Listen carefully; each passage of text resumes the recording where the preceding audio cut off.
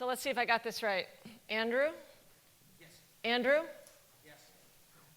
May the force be with you.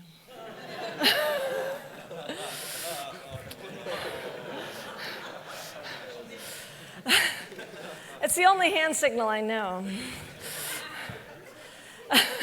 So this is happy hour, right? Okay, good. What I learned today is that Mika's favorite saying is that fish need to be their own oceanographers. That sounds like kind of a complicated favorite saying. You say that at Thanksgiving and... So I have been spending 10, 12 years fighting corruption.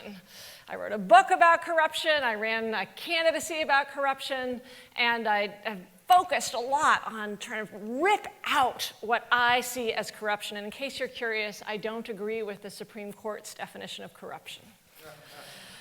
According to the Supreme Court, it's not corruption if it's not embedded in an anti-bribery law that the Supreme Court thinks is an okay law to exist. But there's an older historical understanding of corruption, which is that corruption exists when those in public office, and public office can include being a citizen, just being a person, somebody exercising public power exercises that public power in a way that is selfish or narrow or serves their own ends. And so corruption then is the opposite of somebody who in public office or as a citizen cares about other people. The opposite of corruption is actually public love. And what I have felt in this past couple days, this extraordinary conference, is that civicness, that civic tech commitment to not just great technology, but technology that is driven at its foundation by love, by attention, by actually caring for others in a broad public way. So as a historian, a lot of historians sort of make this sort of cute divide between these two key documents in American history, the Declaration of Independence and the Constitution. They're separated by 11 years, and they look at moments in history as either declaration moments or constitutional moments. So declaration moments are the moments where we line up and say at a very core level what we believe. What are the core principles by which we want to create ourselves and build rules? And constitutional moments then come around when we try to instantiate those and figure out the exact rules that make those happen. I heard in this conference declaration after declaration after declaration. And I don't actually believe we're at a constitutional moment yet in terms of the future of the internet, which is, of course, the future of the internet is the future of our entire economy and democracy, right? They're deeply embedded. But I certainly heard a lot of statement of principles, extraordinary principles. We have, I brought up the right paper. Did you guys notice that Harold Feld, not only did he speak very poetically and talk about the tyranny unfit for a free people, but he actually shouted Fire Island in a crowded theater?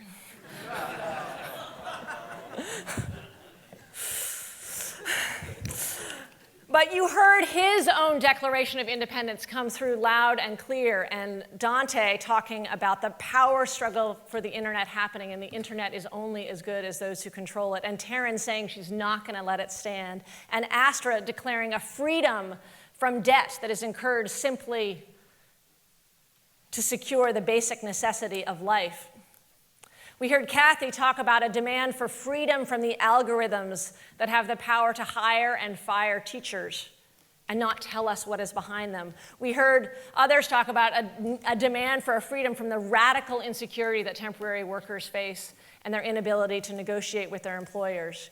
We heard Craig Aaron's persistent declaration of freedom with a cat and a laser and a unicorn, but a very serious declaration of principles. And Rufus making a declaration of independence from the information robber barons. Choose freedom, he said. Dan O'Brien talked about, you're at third base. Don't stay there. Demanding that we wake up every day and choose between these two different forces. And Haley, in her own sort of Thomas Jefferson way, saying the status quo is the riskiest option.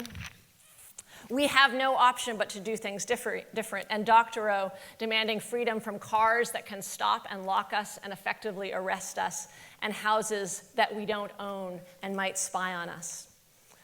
And then Micha talked and pled for a freedom not just from these particular things, the Internet of Things, or these particular rules, but a freedom from a particular kind of language. He pled for the freedom from the tyranny of the language of consumerism, saying we are not just customers of government, we are citizens. In that last plea of freedom, and in all of these pleas of freedom, I heard this kind of demand for a declaration of a freedom of an ideology that we've had for too long, an ideology that actually technology will make us civic without us having to worry about it. A freedom from an expectation that markets alone, in splendid isolation from power, will solve the fundamental problems of employment and the fundamental problems of democracy. And in this, it actually really deeply reminded me of the first Declaration of Independence. And I should say, I'm just in terms of using history, because we all have sort of a complicated relationship to history. And I think of myself as a Langston Hughes patriot. So Langston Hughes has this amazing poem, "Let America be America again. Let it be the dream the dreamers dreamed. America was never America to me." And the poem goes on, and it's actually a deeply hopeful poem. He says, "Out of the rot and ruin of our gangster death, the rape and rot of hate and stealth and lies, we the people must reclaim the land and make America America again." And he promises that America will be. But his vision and his understanding of history is not to be sentimental and say, I wish it was 1950 or 1787, but also not to throw out the dreams themselves. Instead, to demand that this country, but this applies to other countries, live up to its best self that it has never yet been. And that's the way in which I use these kinds of histories, because Lord knows I don't want to be in 1787. But I want to go back to our initial declaration, because in our initial declaration, there's this really funny thing, right? The inalienable right to life, liberty, and the pursuit of happiness. Happiness. Well, Jefferson actually took a phrase that was quite common, pursuit of life, liberty, and property, and struck out property and inserted again instead pursuit of happiness. So we could have had a Declaration of Independence that says every person has the unalienable right to life, liberty, and property, and now we have one that says life, liberty, and pursuit of happiness. So happy comes in part from the Norse hap, and may be related to the Old English, and hap meant luck or chance, and maybe related to the Old English hapik, which meant equal. But the happiness that Jefferson was referring to is not actually coming out of that strain, but coming out of his own focus on the Epicureans and their understanding of happiness. And their understanding of happiness was not hedonistic and was not based on short-term pleasure or the satisfaction of desires, but actually based on civic love. It's actually closer to what you might think of in our own terms as joy. We often associate modern happiness with the sort of short-term hedonistic desires, and joy as something deeper. Joy is something that can really only be satisfied when we give of ourselves as well as take for ourselves. That, I think, is the kind of happiness, that civic love that this entire conference has actually expressed. But I think it's also important to think about happiness for another reason. I believe, as do many of the declarers in this conference, that we are actually at a crisis in our democracy of really epic proportions. And that crisis comes from, in part, what the Supreme Court did, and in part from our allowing extraordinary concentrations of power in area after area after area, such that Monsanto can have patents in 90% of the soybean seeds sold in this country. That's true in big data, it's true in the banking industry, it's true in these other industries. And my own personal Declaration of Independence is a declaration that if representative government and balance of power is the If that's the melody of democracy, then decentralized economic power has to be the harmony, and the two need to go hand in hand if we're going to have real, meaningful self-government. But we are taking on epic fights, and you are all entrepreneurs and software developers and successful in your field, so you're tinged with optimism already, which is so beautiful. But I don't want to lie about the depth of the challenges we face. And I believe if we are going to take these challenges on in any meaningful way, we need to actually bring joy. That we can't play chess against the most powerful forces in world history without bringing poetry, without bringing a full civic love and the delight that comes in that. So I've been thinking a lot about why there isn't as much joy as you might expect in politics. In fact, you don't often associate the two, right? When you think about politics, you might think about Harry Potter, you might think about joy, which is why I think what you're doing is so brilliant. But you don't necessarily think politics is joyful. And I think there are these three kinds of pathologies that come up in politics. The narcissist, the scold, and the beggar. And it's hard, it's so exciting in Iowa when a presidential candidate gets 50 people to show up. And 2 doors down, the local dirt track race has 500 people there. So if we want to get 500 people to show up to more political events, I think we need to bring back the joy. And so I think of these as archetypes. There's the scold is the one that bothers me the most, because I think we all bring it, is a sense of how can we be joyful when 147 students are killed? How can you express joy and talk about that? How can we be joyful when kids are texting a stranger to say they're about to kill themselves?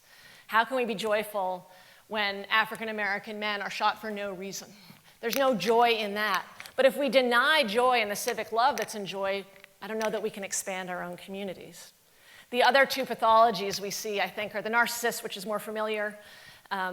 There's a lot of modern social science on why narcissists can't experience joy because they're so focused on building up themselves and the external projection that they can't relax enough to actually experience not just empathy, but delight. And then the beggars, which is the sort of modern form of politics, where you beg either to the wealthy interests, or sometimes you're begging at the feet of your own future self, just hoping for some slice of power in the future. And so you're constantly in a state of unnecessary compromise. And we all have narcissists and beggars and scolds within us. And they're easy forms to fall into. But I think if we can capture not just love and anger and hope, all of which are critical, but actual joy, we will be up to this extraordinary task. Karl Barth, who was a Protestant theologian, said that joy is the rarest and most infrequent thing in the world. We have enough fanatical seriousness, enthusiasm, and humorless zeal. And Seneca, in his letter to Lucius, wrote, "Learn to experience joy. This is your task." It's a hard task. It's not easy. But we all know fake smiles in politicians, so I wanted to end in this fight we're having. And, it's a fight about power. It's a fight about structures. It's also a fight about what a person is. Is a person just a number? Is a person alone, as Astra said? Or as Kathy said, is a person a value-added metric? So here are some people who have used joy to great effect to take on power.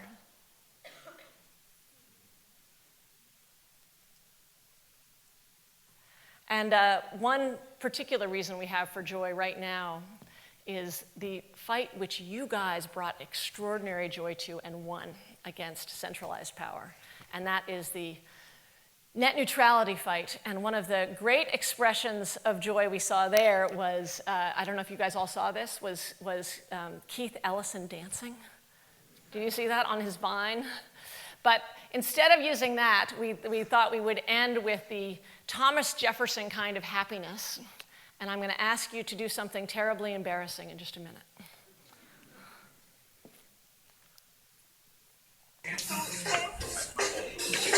A net neutrality leader, I'm so full I can't even move. John Lewis, who helped bring us net neutrality. I'm so happy.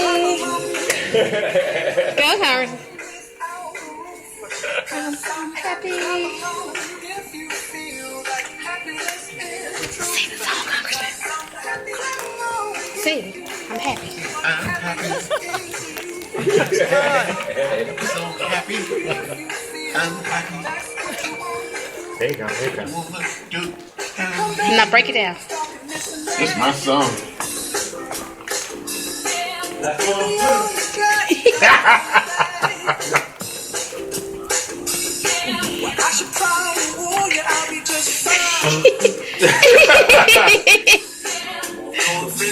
This is a shame. Cause I'm happy.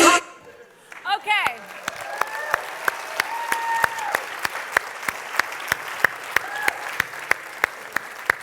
So we've written our Declaration of Independence, and now we have about 11 years to write a constitution.